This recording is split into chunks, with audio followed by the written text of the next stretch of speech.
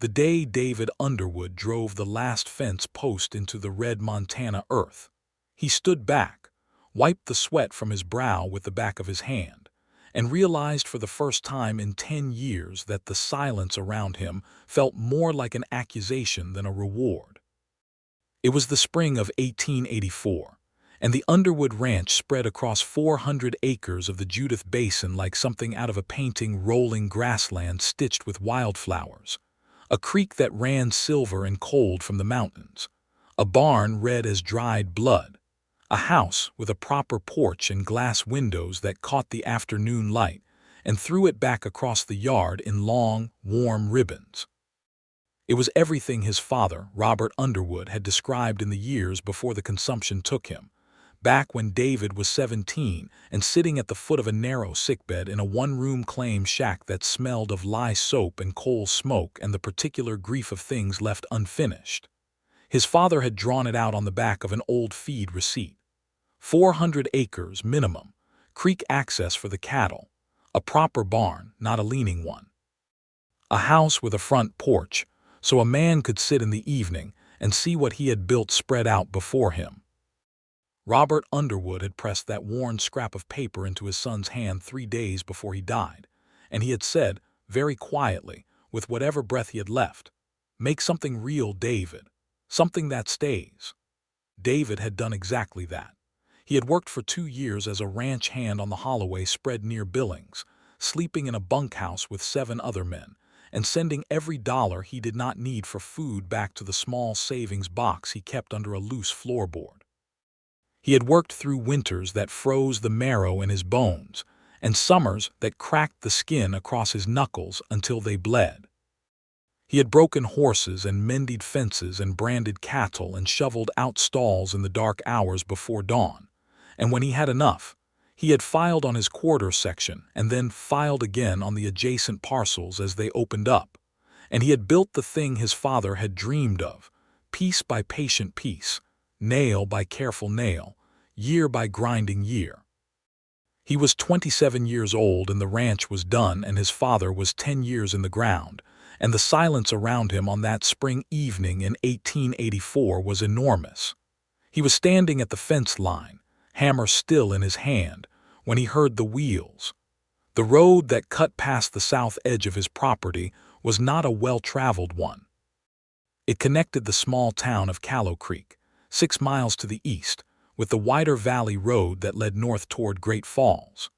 Mostly it carried supply wagons, the occasional rider, and in the spring, the cattle drives that moved the Holloway herd to the summer pastures. It did not carry, as a rule, a single-horse buggy listing heavily to one side with a broken rear wheel, driven by a young woman who was very clearly trying to hold the whole wobbling situation together through sheer force of will. David watched for a moment. The horse, a lean bay with a nervous disposition, was picking its steps carefully, feeling the instability through the traces. The woman had the reins held firmly, not jerking, not panicking, but her jaw was set in a way that told him she was aware of exactly how precarious the situation was, and was choosing to deal with it through controlled determination rather than distress.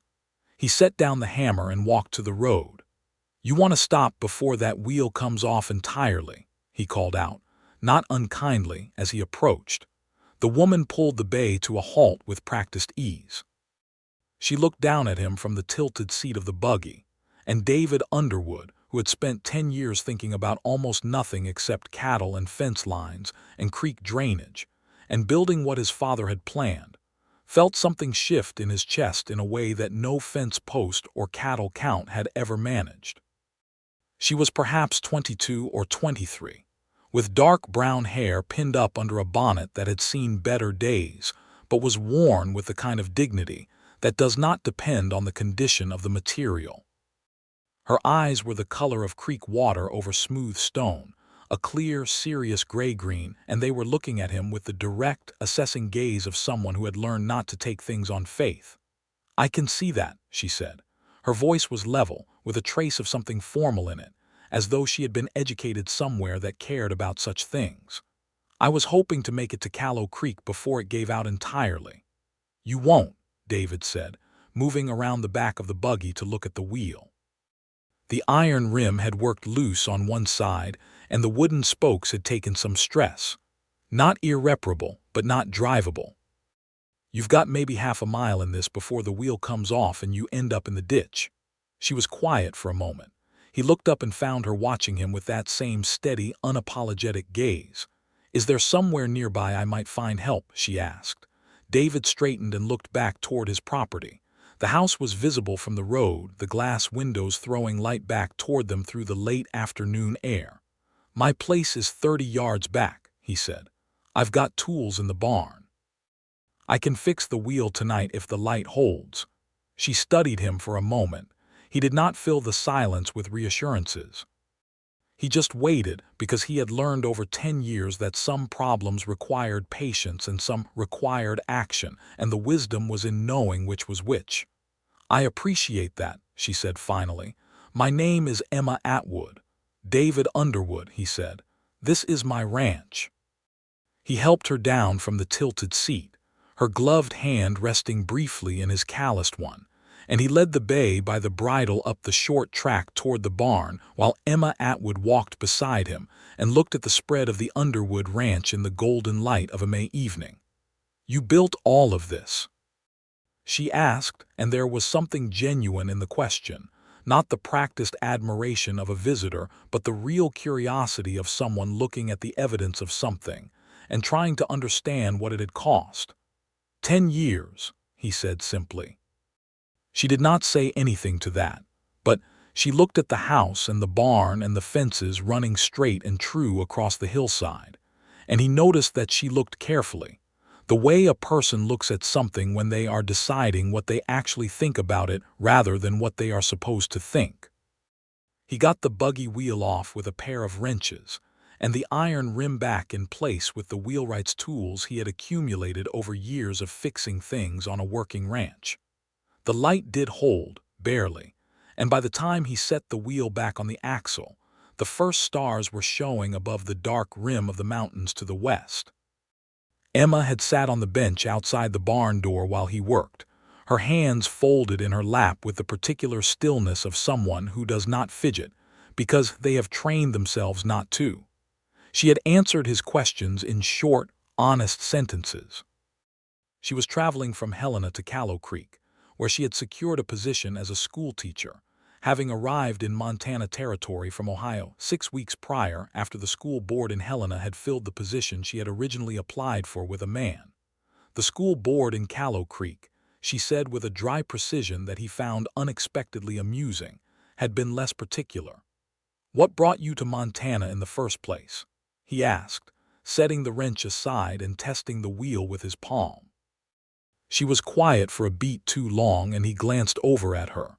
Her expression had not changed exactly, but something behind it had. "A change," she said, which was clearly not the whole answer but was also clearly all she intended to give him. He understood the architecture of that kind of answer. He had given enough of them himself over the years when people asked why a young man would spend a decade alone building a ranch in the Judith Basin with no partner and no particular social life and nothing but work to show for his evenings. "Wheel's good," he said.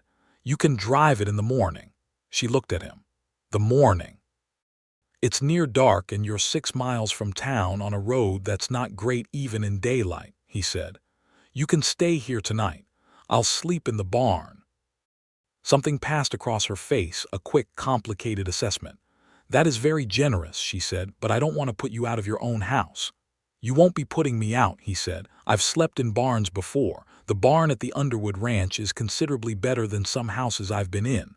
The corner of her mouth moved, and it was almost a smile. "I suppose I accept then," she said. "Thank you, Mr. Underwood." "David," he said. She looked at him a moment. "Emma," she said. He made her supper from what he had, which was bacon and cornbread and the last of a pot of beans he had made 3 days ago, and she ate it at the kitchen table while he stood at the window and watched the dark settle over the pasture. He had not had a guest in the house since it was built. The table and the chairs and the kitchen had all been purchased or built with a vague notion that someday there would be people sitting at them. but the reality of someone actually sitting at his table in his kitchen, in the house he had built, filled him with a feeling he could not name precisely. Something warm and slightly unsteady, like the first warmth of a fire in a very cold room. They talked over supper. He learned that she had grown up in Columbus, Ohio, the daughter of a schoolteacher father and a mother who had died when Emma was 15. She had taught school herself for 2 years in Columbus before the school board had replaced her with a man who was, in the words of the board chairman, more permanent. She had read about the territories and the opportunities for educated women in the frontier towns, and she had come west on a combination of savings, determination, and she admitted, with a matter-of-factness that he found he admired enormously, a certain amount of deliberate recklessness. He told her about the ranch. He told her about his father's drawing on the feed receipt. He had not told anyone that story in years, not because he was ashamed of it, but because there had not been anyone to tell it to, and he noticed as he spoke that his voice had a roughness in it that had nothing to do with disuse. "He sounds like he was a man who believed in things," Emma said. "He was," David said.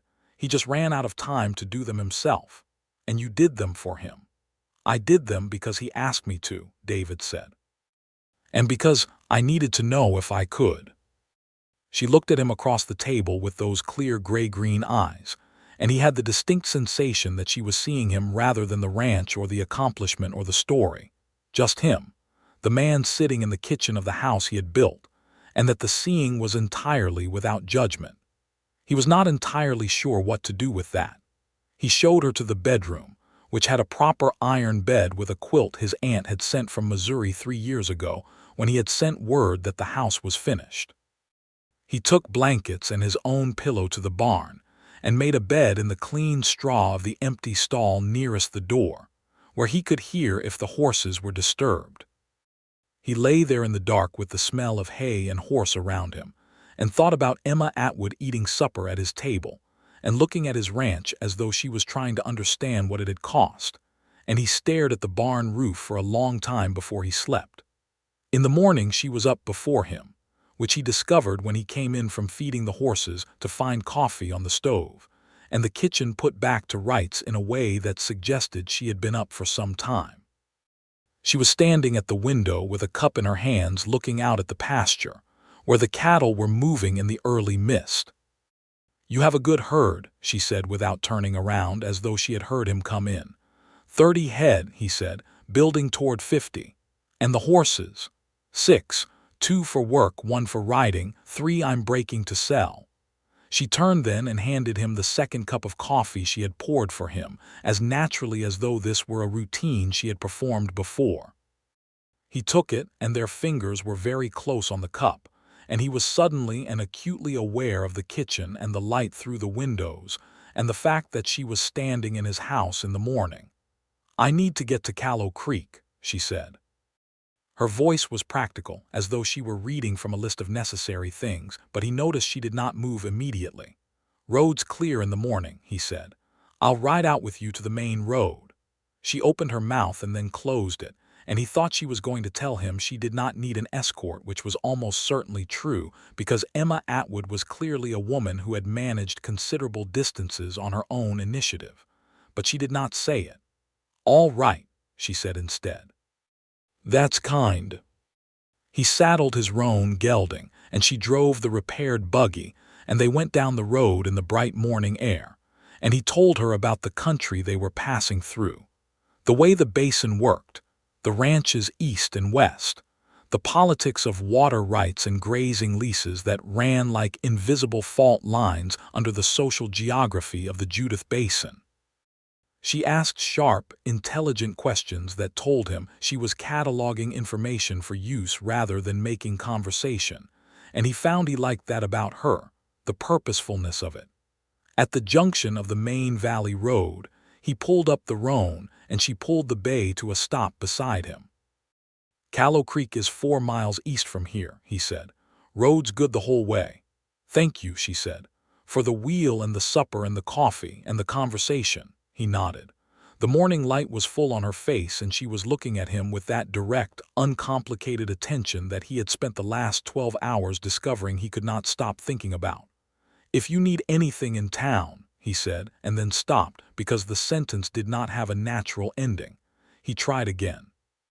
"The ranch is 6 miles out, if the buggy gives you trouble again." The corner of her mouth moved again, the almost smile. "I'll keep that in mind," she said. She touched the reins, and the bay moved east along the valley road, and he sat on the roan and watched the buggy get smaller against the morning sky until the road curved and it was gone. He rode back to the ranch and stood in the kitchen for a long moment looking at the 2 cups on the table, and then he washed them and went out to work, and spent the entire day thinking about Emma Atwood and feeling somewhat ridiculous about it, because he had known her for less than 15 hours, and the rational part of his mind was perfectly aware of that. The rational part of his mind was outgunned by something else entirely, and he recognized it for what it was with the blunt honesty he had always applied to the facts of things. He was in Callow Creek 2 weeks later to pick up a load of fencing wire from the general store, and he told himself that this was the reason he had driven the wagon in on a Wednesday rather than waiting for his usual Saturday run. The fencing wire was a real need. The fact that the Callow Creek schoolhouse was visible from the main street, and that the school day appeared to end at 3:30 in the afternoon, was not the reason he had chosen Wednesday. He was a reasonable man, and he was not going to pretend otherwise, which was itself a kind of self-deception that he was at least aware of. He was loading the wire into the wagon bed when he heard her voice. She was on the sidewalk outside the dry goods store, talking to a man David recognized as Gerald Pratt, who owned the feed and hardware on the north end of town, and was somewhere in his mid-40s and a widower, and clearly delighted to have a new, young, educated woman in the vicinity. Pratt was laughing too loudly at something, and leaning in a way that made his intentions transparent to anyone paying attention. David noticed that Emma was standing with the slight, precise distance of someone who is too polite to step back but has no intention of stepping forward. He could have finished loading the wire and driven back to the ranch. That was the straightforward thing to do. Instead, he walked across the street. "Miss Atwood," he said, lifting his hat. Emma turned, and the expression on her face was interesting. It was not precisely relief, because Emma Atwood was too composed for relief to show on her face in an uncontrolled way, but there was something in the slight release of her shoulders that told him he had not misread the situation. "Mr. Underwood," she said, "what brings you to town?" "Fencing wire," he said. He looked at Pratt, who was looking back at him with an expression of reassessed interest. "Gerald," he said, because they knew each other well enough. "David," Pratt said, and the excessive warmth had dialed back considerably. "I was just about to get a cup of coffee at the hotel," Emma said, and there was a slight emphasis on the I that was almost imperceptible. "Would you care to join me, Mr. Underwood? You could tell me more about the fencing situation in the basin. I've been trying to understand the disputes the older settlers mention." It was, he recognized, a graceful exit for them both, offered with the ease of someone who was good at managing difficult social arithmetic. He was impressed. "I'd be glad to," he said. The hotel on Callow Creek's main street had a small dining room that served coffee and pie in the afternoons, and they sat at a table near the window, and the waitress brought them coffee and a piece of dried apple pie each without being asked, because the waitress was a woman named Bess who had been observing the people of Callow Creek long enough to have strong opinions about what they needed. "You rescued me again," Emma said, wrapping her hands around the coffee cup. "Pratt's not dangerous," David said. "Just persistent." "I've met persistent before," she said, and the way she said it closed a door on a conversation about something David suspected was connected to the real reason she had come to Montana. He did not try to open the door. She would open it herself when she chose to, if she chose to. "How is the school?" he asked instead. Her face changed. It was not a dramatic change, but it was the change that happens when someone stops navigating and starts talking about something they actually care about. Her eyes brightened and she sat slightly forward, and David Underwood thought he had never seen anyone look more like themselves. She had 14 students from ages 6 to 15. Them were the children of a Norwegian family who had homesteaded east of town, and whose English was still uncertain, and she was teaching the oldest Norwegian girl to read at a speed that she said was genuinely remarkable. One of her boys, a 10-year-old named Thomas Hale, had a gift for arithmetic that she was going to push well beyond what the standard curriculum expected of him, because she believed it was a waste of a person's best quality to leave it undeveloped for the sake of convenience. "You're a good teacher," he said. She looked at him. "How do you know that?" "Because you're angry on their behalf," he said. "The Norwegian girl and the boy with the numbers. You're protective of what they can do." Something moved across her face that he could not name, something soft and slightly startled. "My father was that kind of teacher," she said, after a moment. "He believed every child had something particular in them that belonged to them alone, and that the job was to find it and give it room. He sounds like someone worth being." "He was," she said, and this time the past tense carried the weight of recent loss, and he understood that her father was gone too, and that she and he had this in common, the building of a life around what their fathers had believed in. They sat in the hotel dining room for 2 hours, the coffee getting cold and Bess refilling it twice without comment, and they talked about things that had nothing and everything to do with fencing wire or school teaching.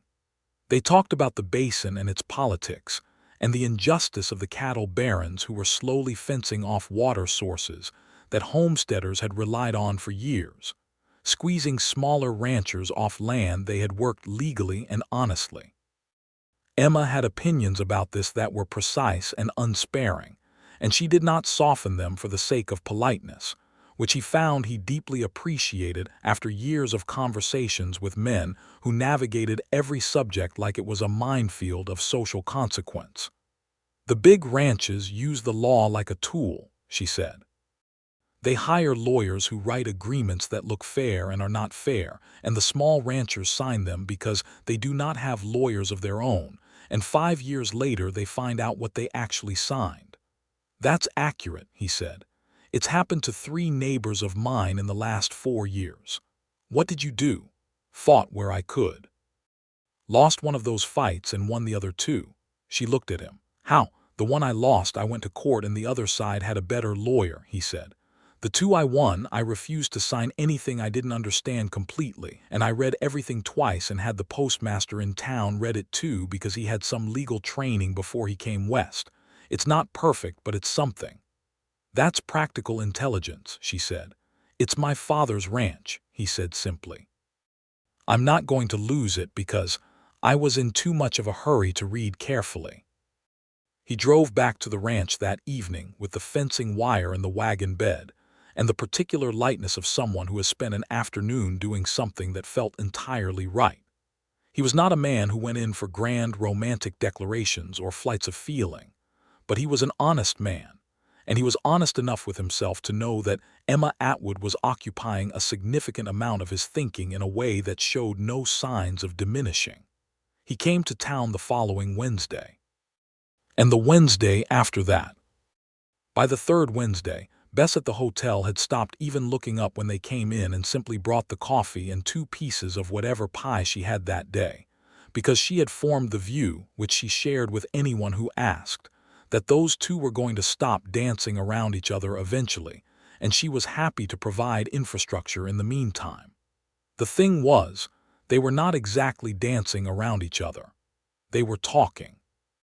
They were talking with the kind of sustained, genuine, thorough engagement that 2 people produce when they have found someone who can match them thought for thought, and does not require the conversation to be simpler than it naturally is.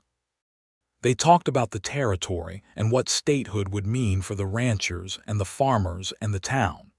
They talked about her students and about the particular cruelty of a system that educated people just enough to do useful work, but not enough to protect their own interests. They talked about his cattle operation and the decisions he was making about what breeds to develop and why, and she asked questions that were so precisely to the point that he found himself thinking through problems differently in the process of explaining them to her.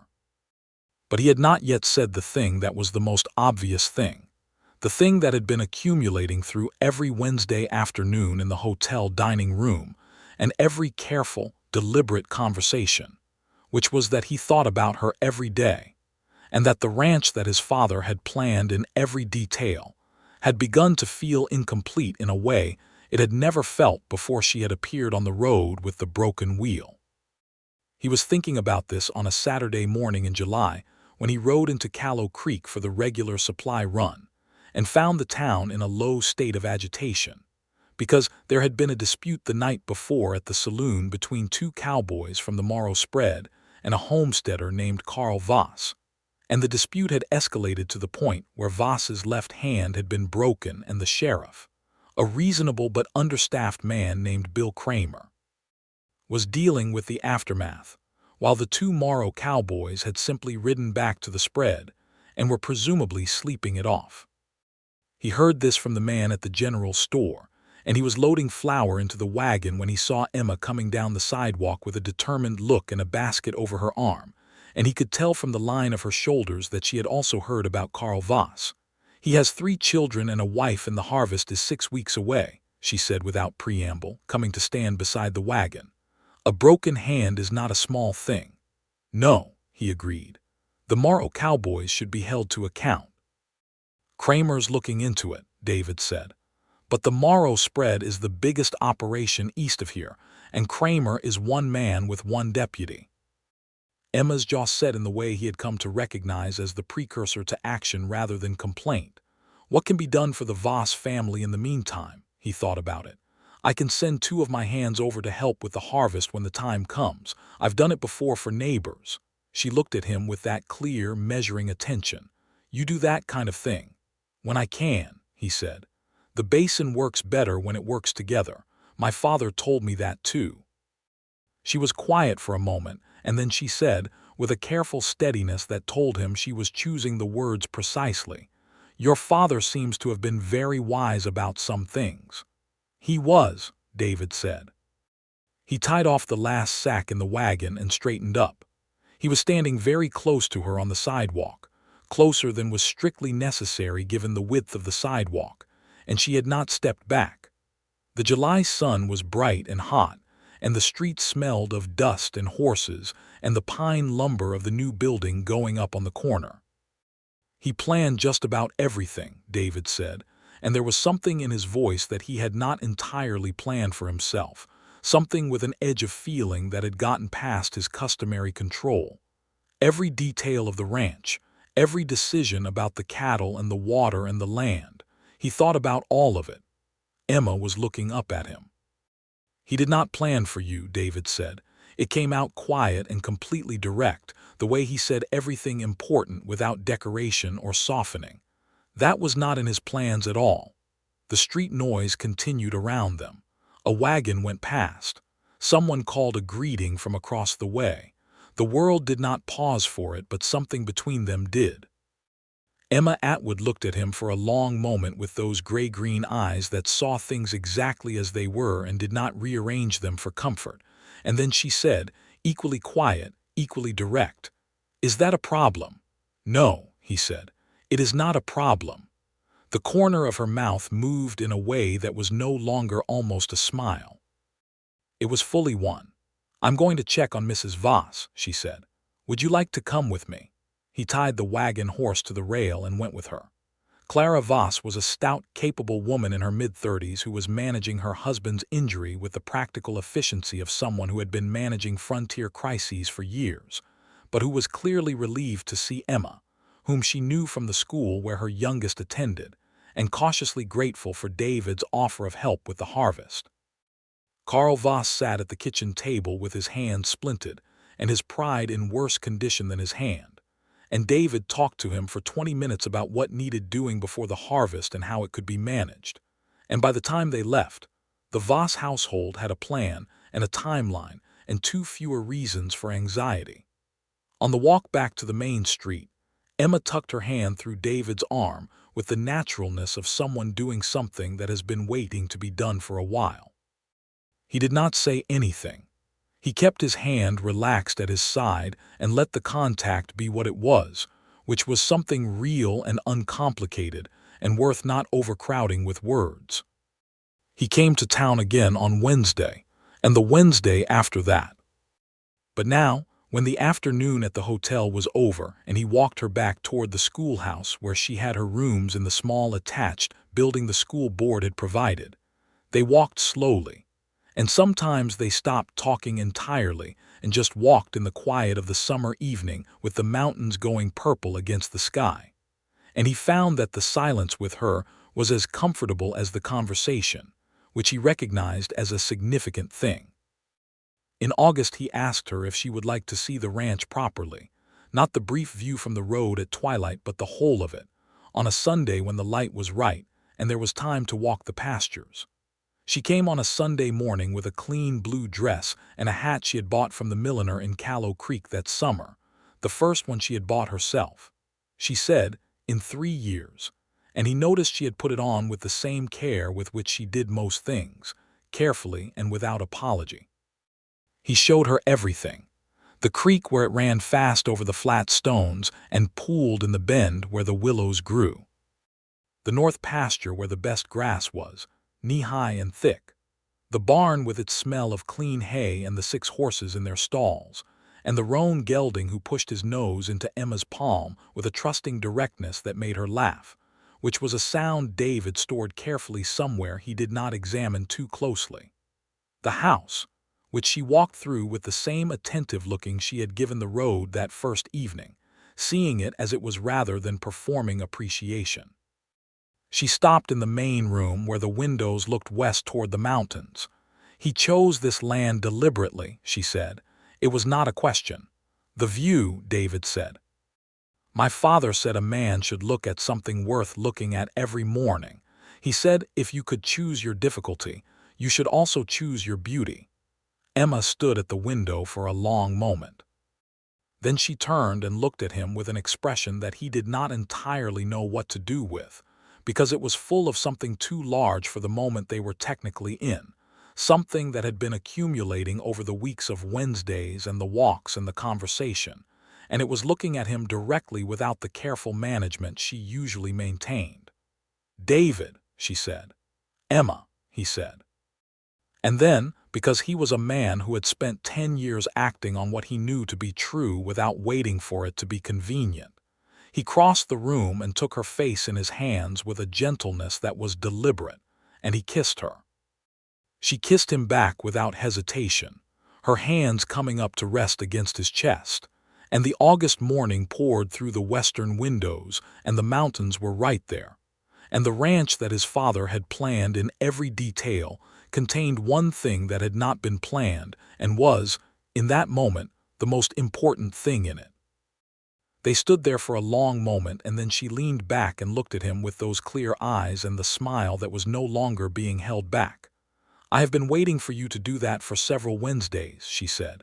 He laughed, which was not something he did easily or often, a real laugh, deep and genuine, and it echoed in the room that had been quiet for too long. I should have done it sooner, he said. You should, she agreed pleasantly.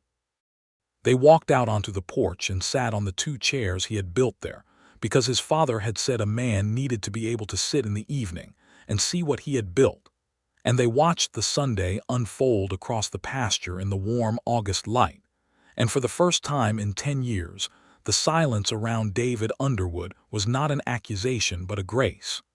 The weeks that followed were the happiest of his life. He rode into Callow Creek 3 times a week now with no pretense about the fencing wire, and she came out to the ranch on Sundays, and they fell into a rhythm that had the feel of something natural rather than constructed, the easy fitting of 2 people who have discovered that the space they occupy is comfortable rather than contested.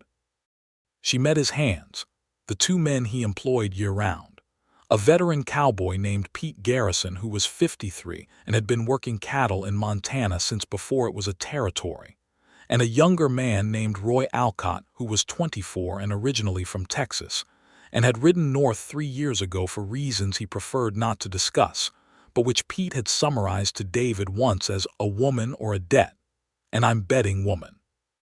Pete was respectful of Emma in the way of a man who recognizes quality and is old enough not to waste time pretending otherwise.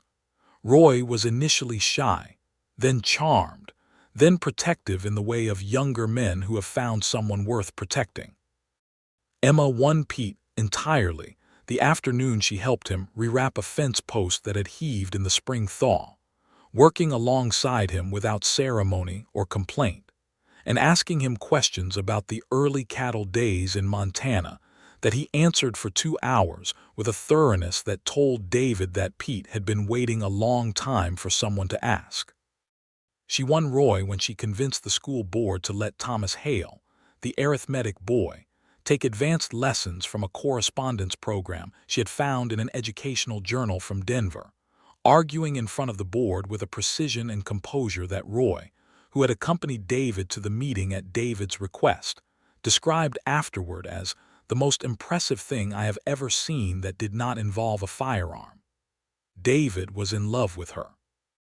He had been in love with her since somewhere in the second Wednesday, probably, though he had been honest with himself about it only since the morning in August on the porch. It was not the light, fleeting love of a man who has been alone too long and is grateful for any warmth. It was the specific, irreplaceable love of a person for another particular person, rooted in everything he had come to know about who she was, the directness and the intelligence and the fierce protectiveness of her students and her refusal to be diminished by any situation she found herself in, and the quiet courage of a woman who had left everything familiar and come west alone, because she believed her life should be built on her own terms. He asked her to marry him on the first Sunday in October. He had planned to do it properly, in a good moment, with words assembled in advance to do justice to what he meant. What actually happened was that they were riding along the creek in the late afternoon, the aspens turned gold against the hills, and Emma was telling him about a letter she had received from a teaching colleague in Ohio who had asked when she was coming back, and she had said, with a kind of wondering certainty that he heard clearly, "I'm not going back. This is where I am now." He stopped the roan. She looked over at him. "Marry me," he said, not a question exactly. More like a statement of the obvious, said quietly, to a person who had been arriving at the same conclusion from the other direction. She looked at him for a moment with the creek going over the stones beside them and the gold aspens moving in the October air. "Yes," she said, with the same directness with which she said all important things. "I was wondering when you would ask." "You could have asked yourself," he pointed out. She smiled. "I know," she said, "but I thought you should have the pleasure." They were married in November, in the Callow Creek Church, which was a straightforward timber building with 6 rows of pews and a pastor named Reverend Whitfield, who was originally from Kentucky and had married approximately 60 couples in the basin, and still treated each one as though it was the most significant event he had witnessed. Emma wore a dress in deep blue that she and Clara Voss had made together over 3 Saturdays, and David wore the only suit he owned, which was dark wool and had been purchased in Billings 4 years ago for a land title meeting, and had been waiting for a better occasion ever since. Pete and Roy were there, Pete in his Sunday shirt with his hat in his hands and a solemnity that was clearly sincere, Roy grinning in the back row. Clara and Carl Voss came, Carl's hand healed well enough for him to press David's with genuine warmth.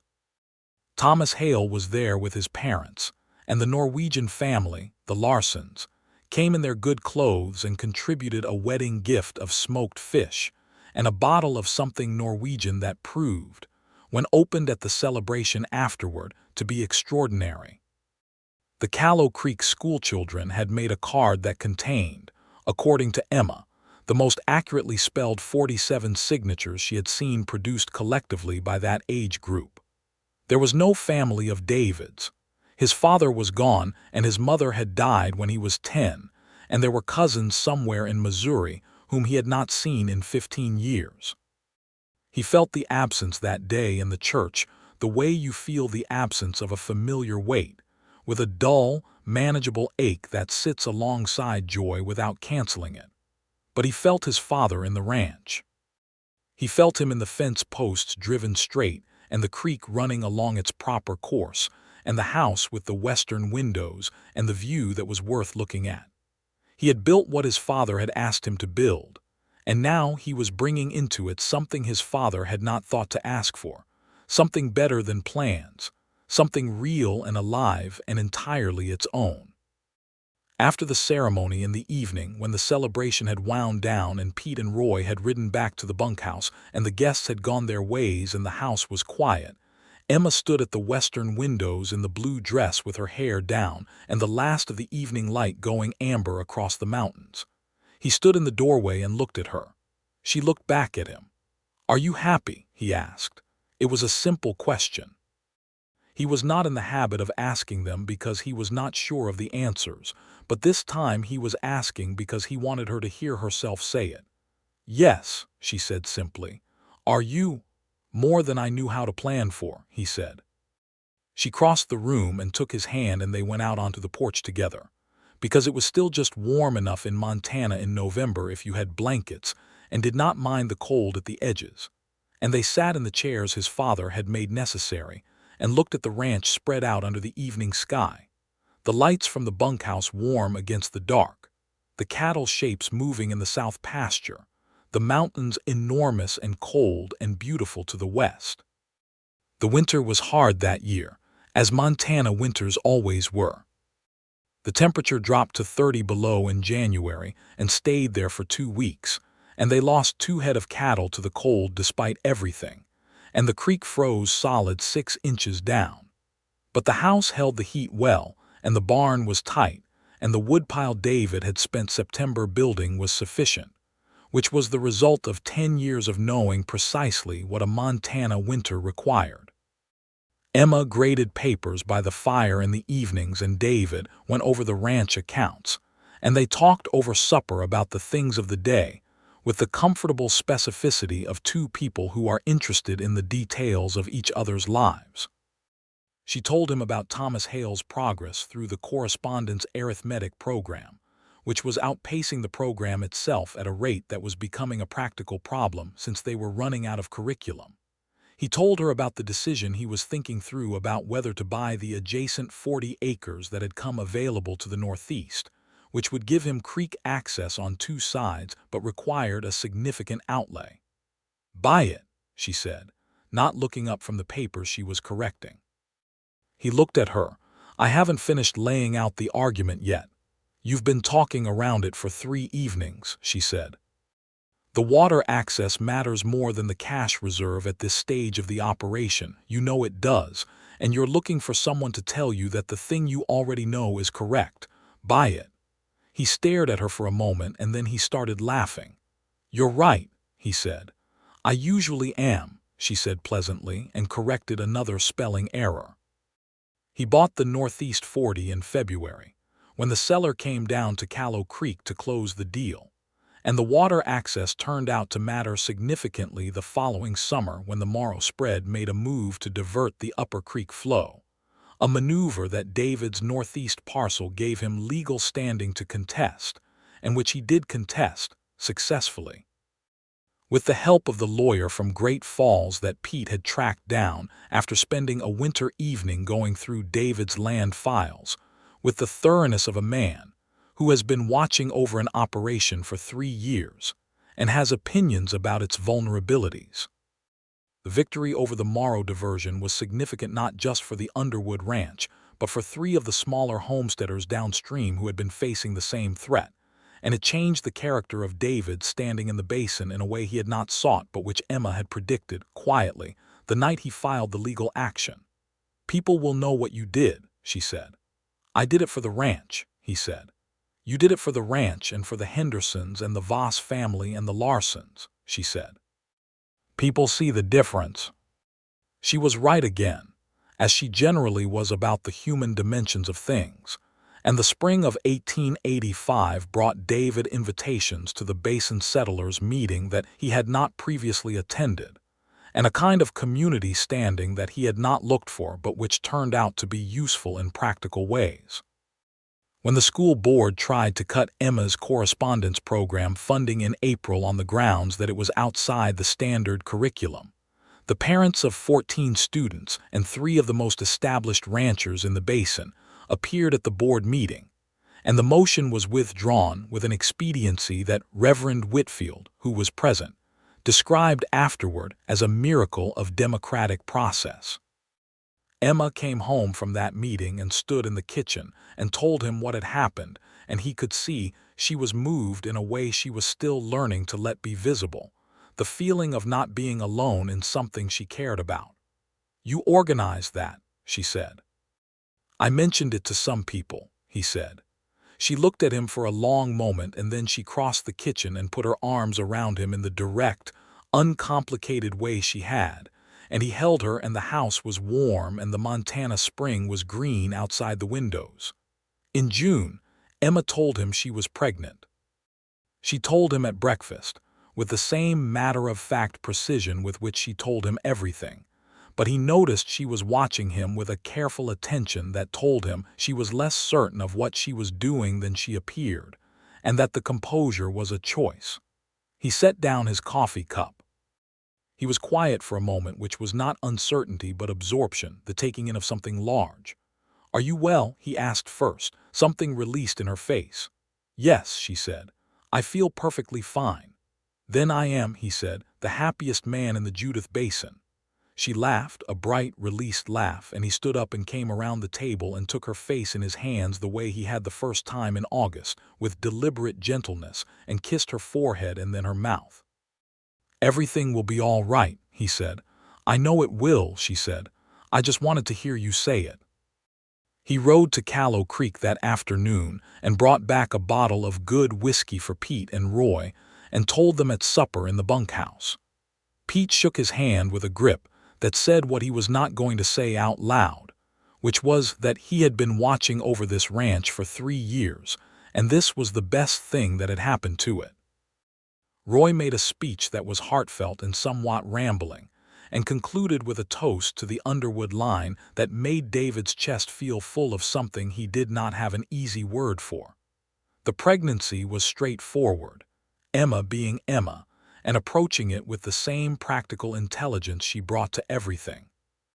She taught school through August, which caused the school board some consternation and Emma considerable amusement, and she made arrangements for a substitute teacher from Great Falls to cover October and November, a sensible young woman named Martha Crane who stayed with the Voss family, and whom Emma briefed on every student in the school with the thoroughness of a general handing over a command. Clara Voss was in and out of the ranch house with the frequency and confidence of a woman who has decided she is useful and is correct about it, and she brought food and advice, and the practical knowledge of a woman who had delivered 3 children on the frontier, which was more valuable than most of what the medical literature of the time had to offer. And Emma received both the food and the advice with the genuine gratitude of a very capable person who knows exactly when she is out of her depth and is not too proud to say so. The baby came on the 1st of November, 1885. It was a boy. He arrived in the early hours of the morning after a labor that Clara managed with steady competence, and David paced through in the front room with a composure that Pete, who sat with him, later said was more impressive than most things he had witnessed, though his hands were shaking. When Clara came out and told him it was done and they were both fine, David Underwood, who had driven fence posts and broken horses and fought water rights cases and built a ranch from nothing in 10 years, sat down in the chair by the fire and put his face in his hands and was quietly undone for about 2 minutes, and Pete had the decency to look at the fireplace. Then he got up and went in. Emma was sitting up against the pillows, tired in every line of her face and entirely radiant in the way that he had no prior experience of, and that hit him like a physical thing when he came through the door. The baby was in her arms, wrapped in the quilt his aunt had sent from Missouri, and he was very small and very red and quite indignant about the situation, which seemed to David entirely appropriate given the family he had been born into. "Hello," Emma said, looking up at him. He sat on the edge of the bed and looked at his son. "He's real," he said, which was not what he had planned to say but was the most accurate thing he could produce. "Very," Emma confirmed. "Quite insistently so." She shifted the baby gently. "Come look at him properly." He took the baby with the careful deliberateness of a man who is aware of holding something of great value and who does not underestimate the weight of that awareness. The baby stopped being indignant for a moment and looked up at him with the unfocused, ancient gaze of new life, and David held him in the lamplight in the November dark and felt the full, enormous, unplannable weight of everything. "Robert," he said. It came out quiet. Emma looked at him. "After your father," she asked. "If you agree," he said. "Robert James Underwood," she said. James had been her father's name. He had not known she would do that, and the quick, bright precision of it made his throat tight. "Robert James Underwood," he said. "Yes." The winter of 1885 into 1886 was the hardest winter in the memory of anyone living in the Judith Basin, and in fact it was the hardest winter the northern plains had seen in decades, a catastrophe that would wipe out entire cattle herds and break ranchers who had been established for years. The cold came in November and did not relent, and then in January came the storms that people who survived them would talk about for the rest of their lives. The days of absolute white with the temperature at 40 below and the wind driving the snow horizontal across the land.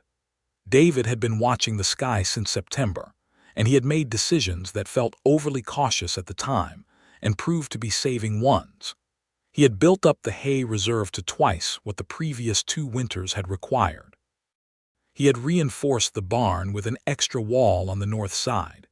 He had brought the cattle into smaller, more manageable groups and kept them closer to the ranch buildings.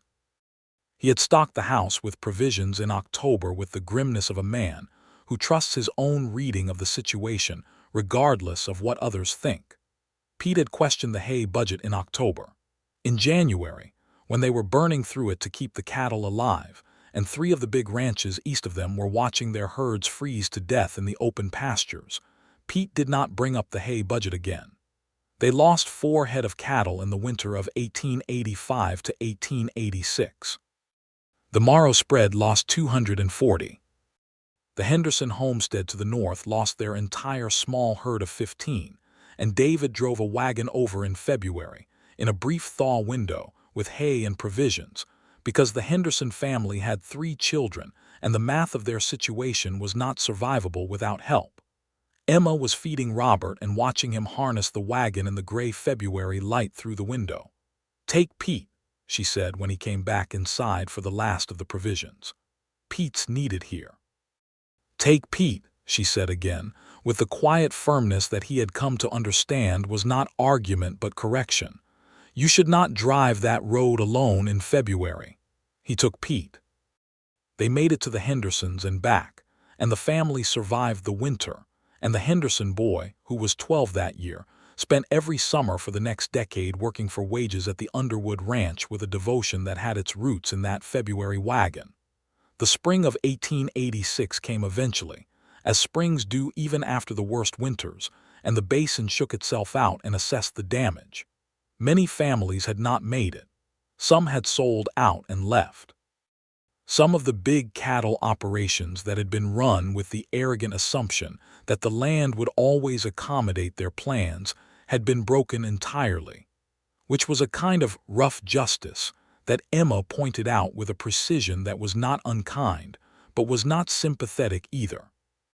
The Underwood ranch emerged from the winter with its herd reduced but intact, and its infrastructure sound and its reputation as a reliable, well-managed operation substantially enhanced by the contrast with what had happened elsewhere. David rode the fence lines in March, checking what the winter had done. The northeast pasture had held well. The creek was running hard with snowmelt, noisy and cold. The sky was the particular washed blue that only exists in Montana in early spring, and the grass was just beginning to show at the base of the old growth, the first thin green of a world recommitting to being alive. He stopped the roan on the hill above the barn and looked at the ranch spread below him, the house with the western windows, the straight red barn, the fences running true across the hillside. The smoke from the kitchen chimney where Emma would be at the table with Robert on her lap, marking papers or writing her letters, managing the particular organized complexity of a life that contained a school and a child and a ranch and a husband who still sometimes stood looking at fence posts like a man who could not entirely believe they were there. He had built what his father had asked him to build.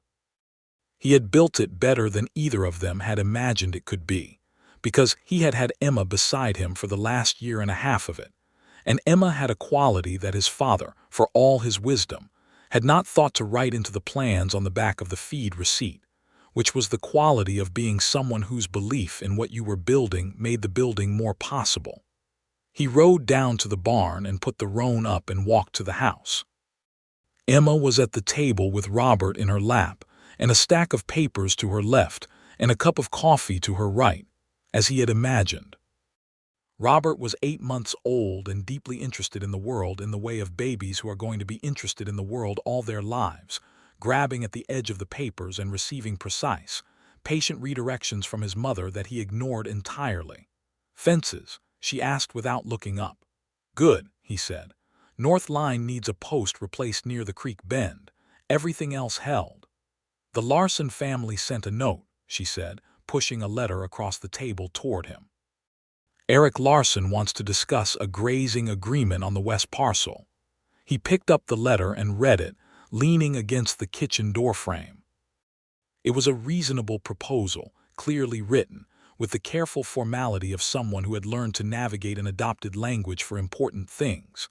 Eric Larson was a good farmer and an honest man. "I'll ride over Thursday," David said. "Tell him Astrid did well on her reading examination," Emma said.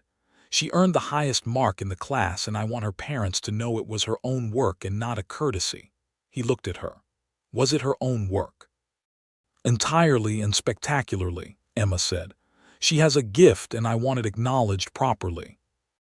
Robert grabbed a handful of papers, and Emma disengaged them from his fist with practiced ease, and handed him a wooden spoon instead, which he regarded with deep suspicion, and then accepted.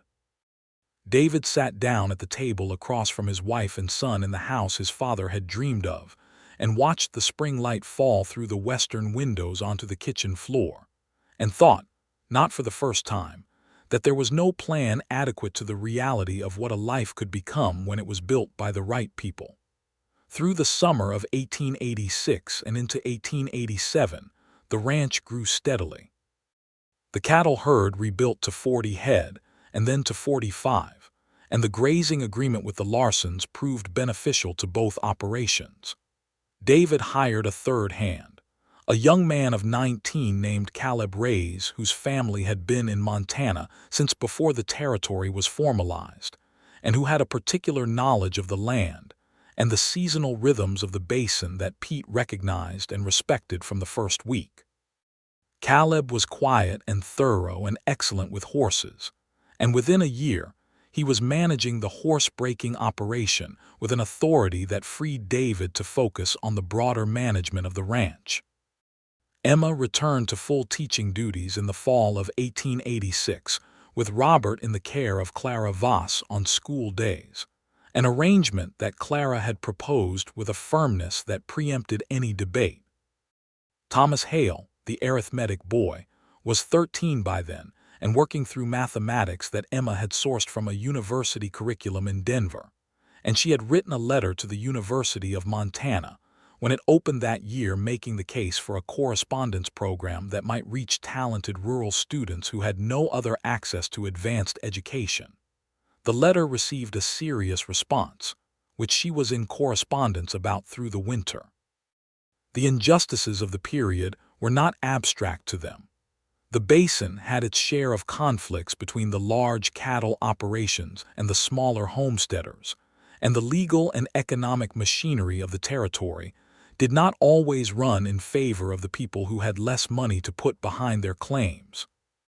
David had seen two neighbors lose land to legal maneuvers that were technically lawful and morally indefensible, and he had learned from the water rights victory of 1885 that coordinated legal action by organized smaller operators was the most effective available response, and he had become, without precisely intending to, a focal point for that kind of coordination in the Eastern Basin. Emma was his strategist in this, with a clear head for the architecture of an argument and a deep impatience with the idea that justice was something that happened without active effort. She helped him draft letters and attended meetings, and was known to several school board members and county commissioners as someone who had prepared her position thoroughly, and was not going to be impressed by bluster or precedent that she could demonstrate was inapplicable. It was not always successful. There were losses. There were times when the machinery of power ran over people who did not deserve it, and there was nothing that could be done about it except document it clearly and keep going. Emma marked those losses with a quiet, specific grief that she did not pretend was less than it was, and David had learned that on those evenings she needed to talk through what had happened without anyone trying to make it better, and that the most useful thing he could do was listen carefully, and then, when she was done, make her a cup of tea and hold her hand and not suggest that things were other than what she had just described. It was a particular kind of love, he thought, that ran in two directions at once like the current in a good creek, strong and clear and fed by everything upstream. Robert began to walk in the spring of 1887, staggering across the kitchen floor with the unsteady determination of a person who has decided locomotion is the next frontier and is approaching it as a matter of will. He had his father's coloring and his mother's eyes and a character that appeared to be entirely his own, a sunny, inquisitive, sociable temperament that led him to address everyone he met with an openness that made Pete, who was not a soft man, go somewhat soft around the edges whenever the boy toddled in his direction.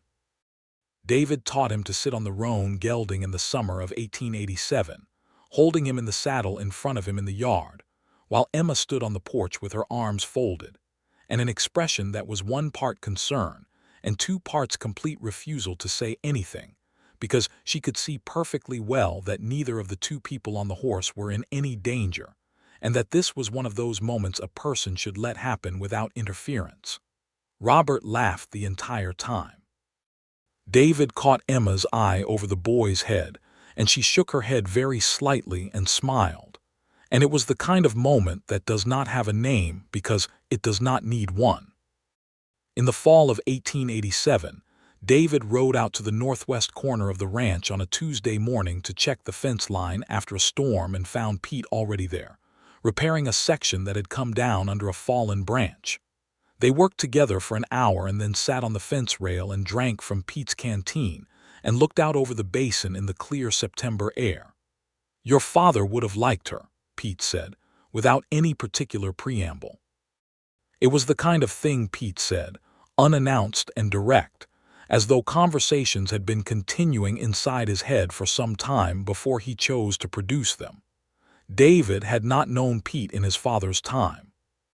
Pete had come on 2 years after he broke ground, responding to a notice posted at the Billings feed store, but Pete had heard enough about Robert Underwood over 3 years to have formed a view.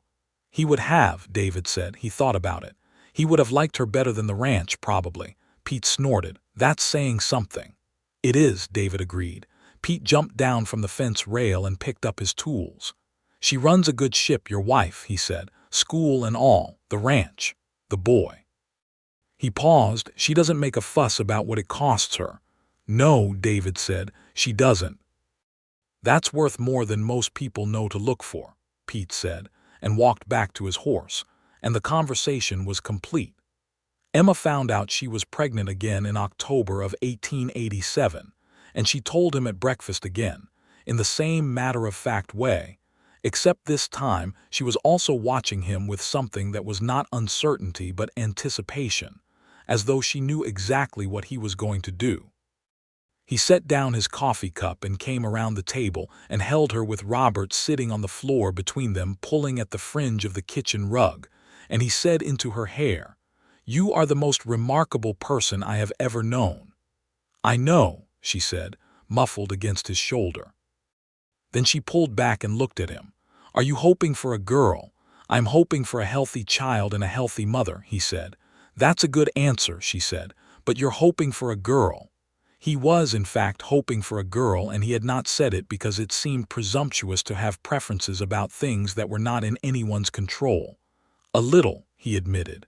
"Good," she said, going back to her coffee. "Me too." The second baby was a girl, born in May of 1888, and they named her Clara Ann. Clara for the woman who had delivered both of them, and Ann for Emma's grandmother in Ohio. And she arrived into the world with a vast quantity of dark hair and an air of purposeful calm that lasted approximately 3 weeks before being replaced by a personality of such vivid, insistent, particular character that Roy, when he first encountered it at close range, said to Pete afterward that he reckoned she was going to run something someday, and he was not sure what, but it was going to be thorough. Robert received his sister with the serious, assessing attention of a toddler who is trying to determine the significance of a change in his world, and then, over the course of approximately a week, fell entirely under her spell in the way of older siblings everywhere, becoming her champion and her primary audience and the most reliable provider of the particular form of devoted, slightly baffled affection that she would be able to produce in people for the rest of her life with minimal effort. The spring and summer of 1888 were good ones for the ranch. The cattle herd hit 50 head, the number David had set as his medium-term target in his father's original plan, and the horse operation was producing consistent revenue from the breaking and selling of stock, and Caleb's skill had developed to the point where David trusted him entirely with the horse side of the business and could direct his own attention to the broader operation. He had a meeting in Great Falls in July about a potential agreement with 3 other basin ranchers to collectively hire the lawyer from Great Falls on a retainer basis, which would give all 4 operations access to legal advice year-round at a cost each could afford. Emma had proposed this arrangement after a conversation with the Larson family about another attempted land grab by a large corporate cattle operation that had been buying up grazing rights aggressively that spring. The lawyer, a man named Frederick Morse who had come west from Chicago 3 years prior, agreed to the arrangement, and it turned out to be one of the better practical decisions David made in the late 1880s, as the corporate land consolidations accelerated and the legal landscape became more complex. The year 1888 was also the year Montana moved toward statehood, and the politics of that process ran through every conversation in the basin, with an urgency that was both hopeful and anxious, because statehood meant stability in some ways, and in other ways meant the formal codification of arrangements that had been informal, and the informal arrangements were not all favorable to the smaller operators. Emma went to 3 public meetings about the territorial constitution and came home each time with detailed notes and strong opinions that she refined through conversations with David over the following evenings, until they were precise enough to put in letters to the Basin newspaper, which published 2 of them under her name, which caused a minor sensation in Callow Creek and a major one at the school board. The school board chairman came to see David about it, apparently under the impression that this was a situation David could correct. David heard him out, thanked him for coming, and told him with complete courtesy that his wife's opinions were her own and her right to express them was not something he had any intention of interfering with, and the school board chairman left in a state of revised understanding about what kind of household the Underwood ranch contained. Emma, when he told her, looked up from the letter she was writing and said, "Thank you." "Nothing to thank me for," he said. "You don't need my permission to say what you think." "No," she said, "but you backed me up in front of someone who thought you wouldn't. That's different from permission." He sat down across from her. "What were the letters about in the end? What did you say in the second one?" She pushed it across the table to him.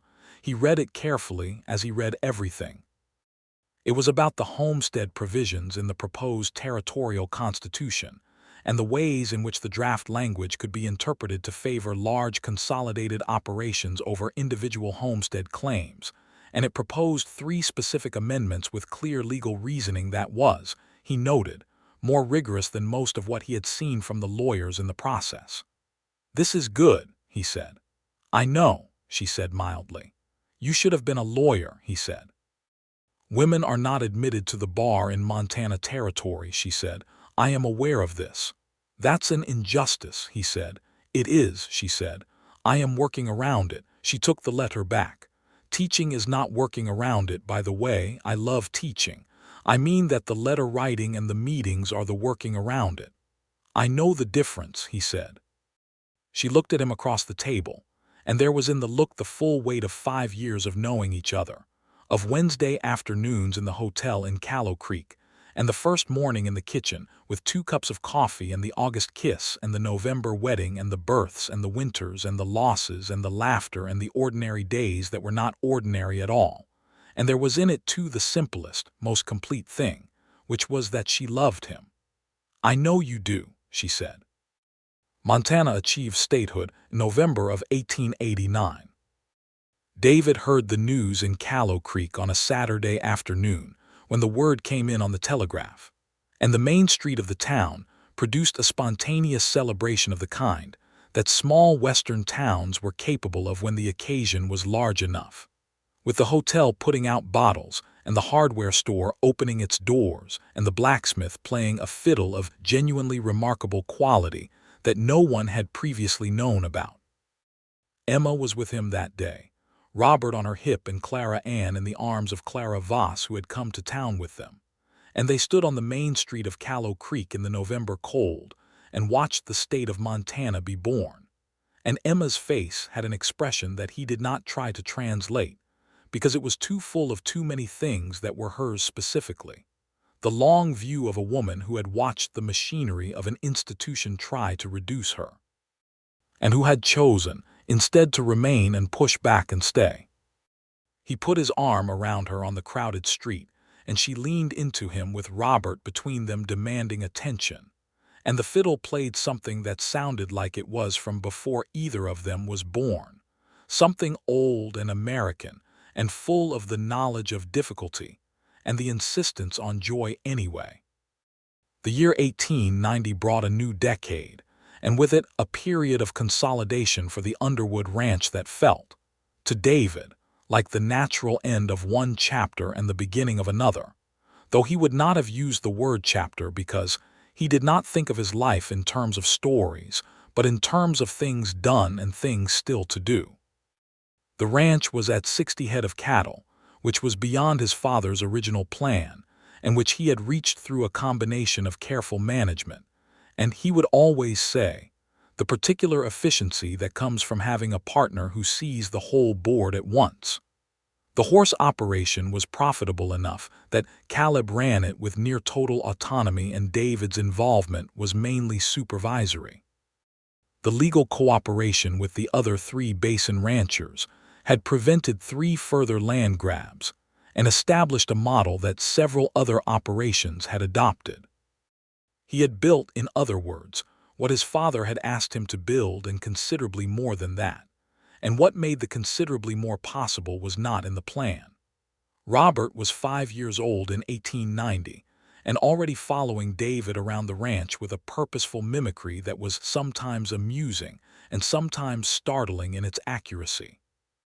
He had Emma's directness and David's patience and his own particular quality, which was a gift for reading the mood of animals that Caleb had noticed and begun to cultivate deliberately, spending time with the boy around the horses in the way of a craftsman recognizing a potential apprentice. Clara Ann was 2, which was, as both parents noted, an experience of life quite unlike anything the previous years had prepared them for.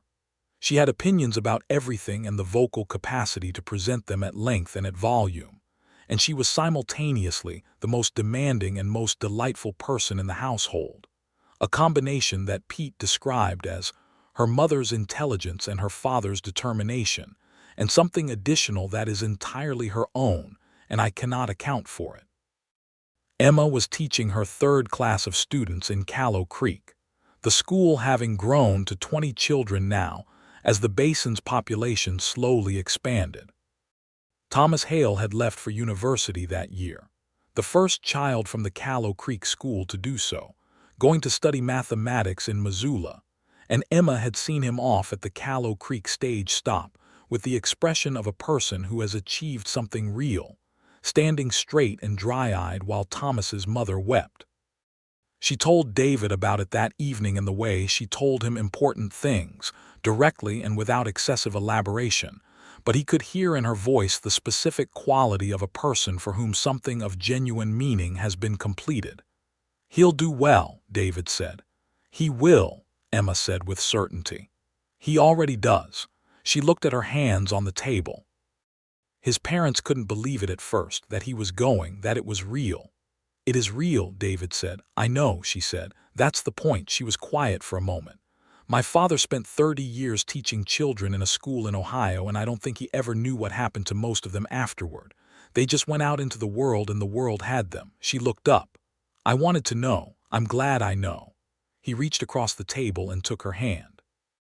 "Your father would have been proud of you," he said.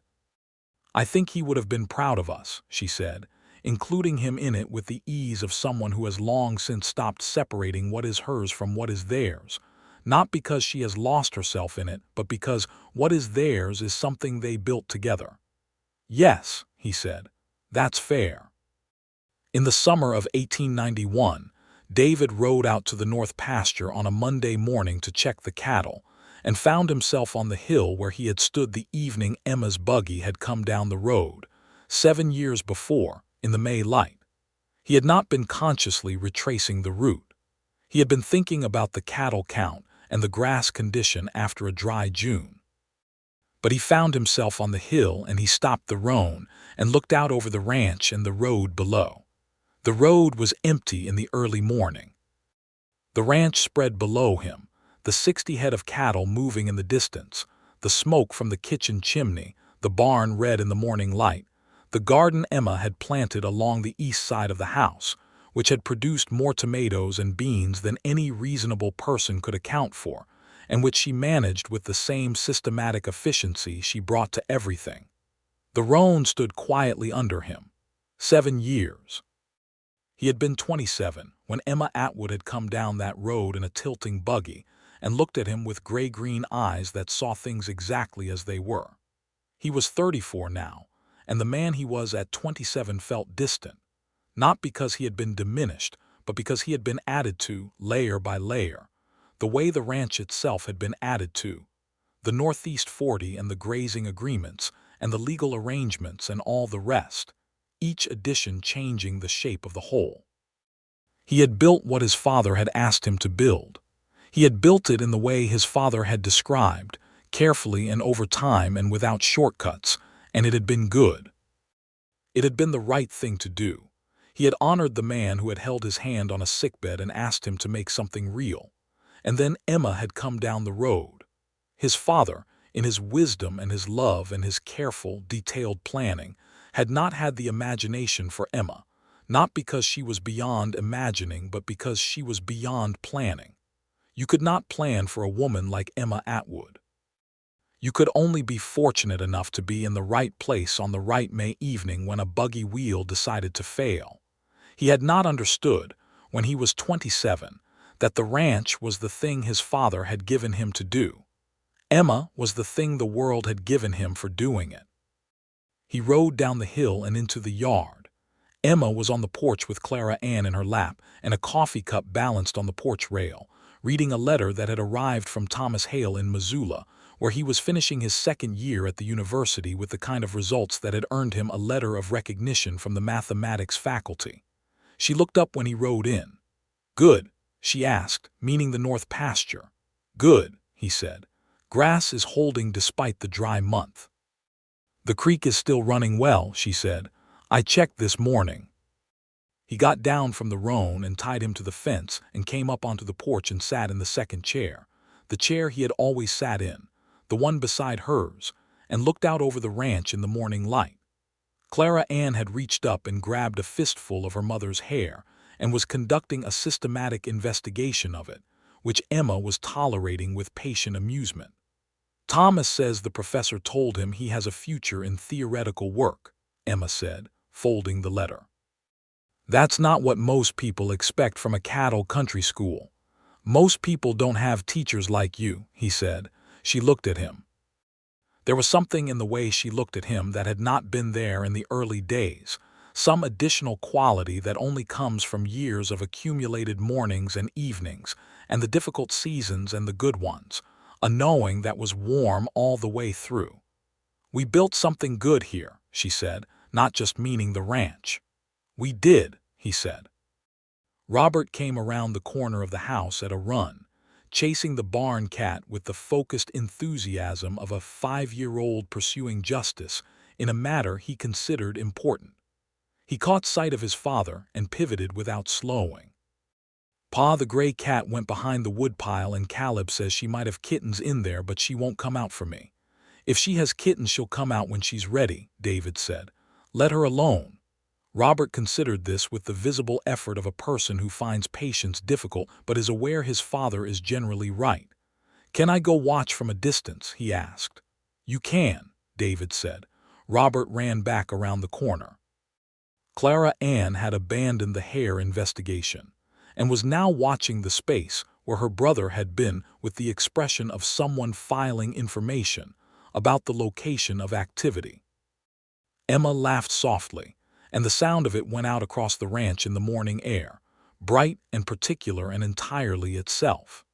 In the years that followed, the Underwood Ranch continued to be what it had become, a working cattle operation of honest size and good reputation in the Judith Basin, managed by two people who were good at different aspects of it and better together than either was alone.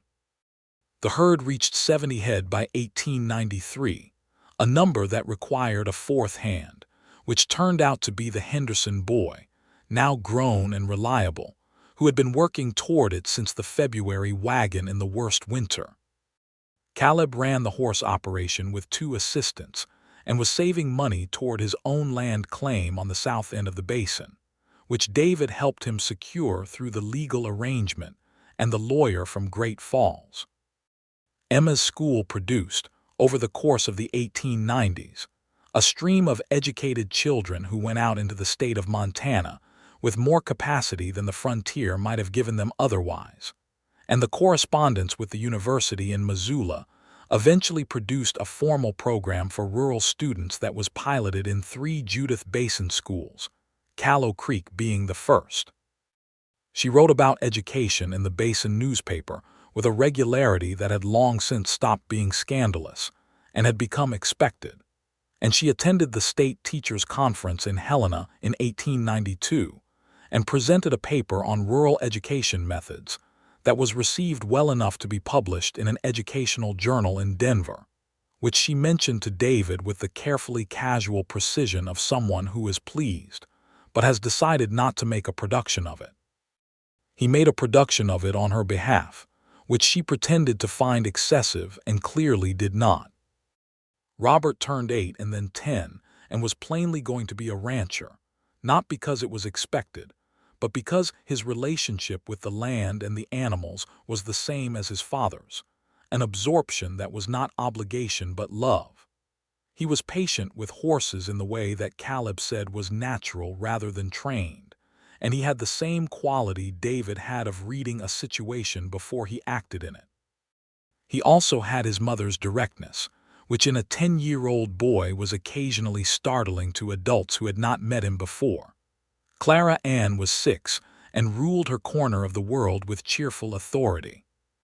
She had learned to read at 4 with a speed that Emma noted without surprise in the way of a woman who recognized a familiar pattern, and by 6 she was helping Robert with his letters in the patient, slightly superior manner of a younger sibling who has discovered a specific advantage and is not going to waste it. She asked questions about everything and accepted inadequate answers with a skepticism that made Pete laugh every time, and which Emma received with the straight-faced approval of someone watching something she had deliberately cultivated. On a Sunday evening in October of 1894, when Robert was 9 and Clara Ann was 6, and the aspens were gold again along the creek, and the house smelled of the apple pie that Emma had made with the last of the summer fruit, David sat on the porch in the evening, and his wife came and sat beside him with 2 cups of coffee, and the day was ending over the mountains in long shades of amber and rose. They had been married for 9 years. He looked at the ranch. The fence lines running true and the barn red against the evening sky and the cattle shapes dark in the south pasture, and the creek catching the last light through the willow branches, and the house behind him warm with the smell of pie and the sound of children and the particular quality of a life that has been lived all the way to its edges. He had made something real, something that stayed. His father had asked him to, and he had done it, and the doing had taken 10 years and every day of them had been worth the cost. But the ranch was not the whole of what he had made.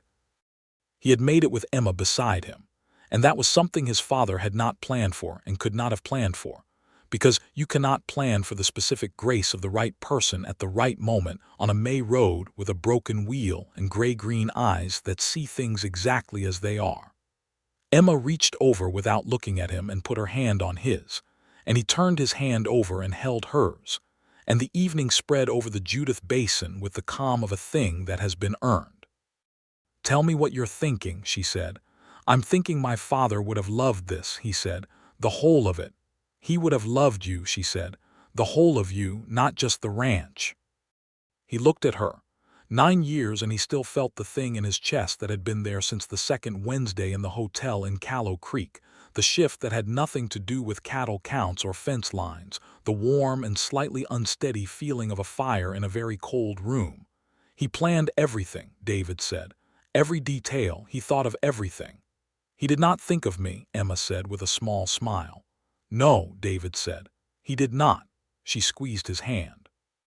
Inside the house, Clara Ann said something imperious to Robert, and Robert said something back that contained the elaborate patience of a brother who has decided that dignity is worth maintaining, and Emma's mouth moved in the full smile that was never held back anymore, that had been entirely free since the November morning when she walked into the church in the blue dress.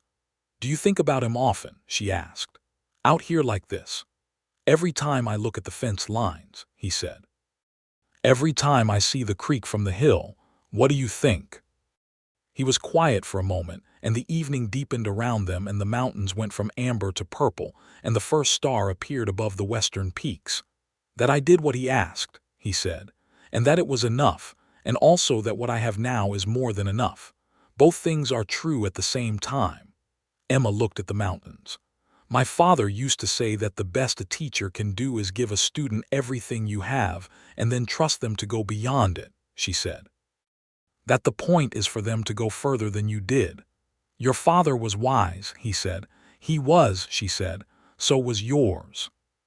They sat on the porch until the stars were out fully over the Judith Basin, a great spread of cold, bright light above the dark mountains and the dark land, the ranch quiet around them, the cattle settled, the horses in the barn, Pete and the hands in the bunkhouse, the children eventually quieted and asleep inside. Emma's hand was warm in his, and the coffee had gone cold, and neither of them moved to go in, because the moment was one of those that asks to be completed rather than interrupted. "Are you happy?" he asked, as he had asked her on their wedding night. She looked at him with those gray-green eyes in the starlight, clear and direct and entirely without performance. "More than I knew how to plan for," she said. He laughed quietly, and she laughed with him, and the sound of it went up into the Montana night air, and the stars were enormous and the ranch lay around them, real and staying, everything it had been asked to be and one thing more, the home of 2 people who had found each other on a May road and built their lives from that single unrepeatable moment outward, year by year, season by season, in the good country of the Judith Basin, in the state of Montana, in a time when the world was still being made. Robert was still asleep in the second bedroom when Emma came to stand in the door of his room in the early morning, watching him breathe with the particular expression she always had in those moments, which was not worry but attention, the attention of a woman who has decided that the people she loves are going to receive the full force of her awareness as long as she is alive to give it. David came to stand behind her, and they looked at their son together. "He's going to want to go with you to the north pasture today," Emma said quietly. "I know," David said. "I was planning to take him. He told me last night he wants to learn how to check the creek flow rate," she said. "I believe he has been consulting Caleb. Caleb told him it's important to know the exact flow before you make any decisions about the summer water," David said, "which is true. You started at 30 cattle," Emma said. "He is going to be running this at 100 head. I believe that is the trajectory." David looked at his son's sleeping face in the early light, the dark hair and the gray-green eyes closed now in the uncomplicated ease of a child who lives in a world that has given him sufficient room to be who he is. "My father would have had opinions about that," he said. "What do you think he would have said?" He thought about it. He thought about the man on the sickbed with the worn receipt paper and the careful drawing and the particular, exhausted love of a man who knows he is running out of time and wants to put something real in the hands of someone who will carry it forward. He would have said make it bigger, David said. He would have said don't stop. Emma turned and looked at him, and the morning light was in her eyes, and she was 33 years old and 9 years married and the most particular, irreplaceable person he had ever known, and she looked at him with the full, clear, uncomplicated weight of all of it. "Then let's not stop," she said. He kissed her in the doorway of their son's room in the early morning of another good day on the ranch his father had planned, and the life neither of them had planned. And outside the window, the Judith Basin stretched wide and bright under the Montana sky, real and staying, built by hands that had known what they were building and a heart that had known what it was for. Clara Ann woke in the next room and announced her presence with the decisive vocal authority that had characterized her from the beginning, and Robert stirred in his bed, and the morning opened around all four of them with the fullness of a world that had been earned and that would be kept. David Underwood looked at his wife and his son, and the ranch through the window, and his father's voice was somewhere in the fence lines and the creek and the grass and the bright air of October in Montana, telling him what it had always been telling him since the day the plans were drawn on the back of a feed receipt. Make something real, something that stays. He had.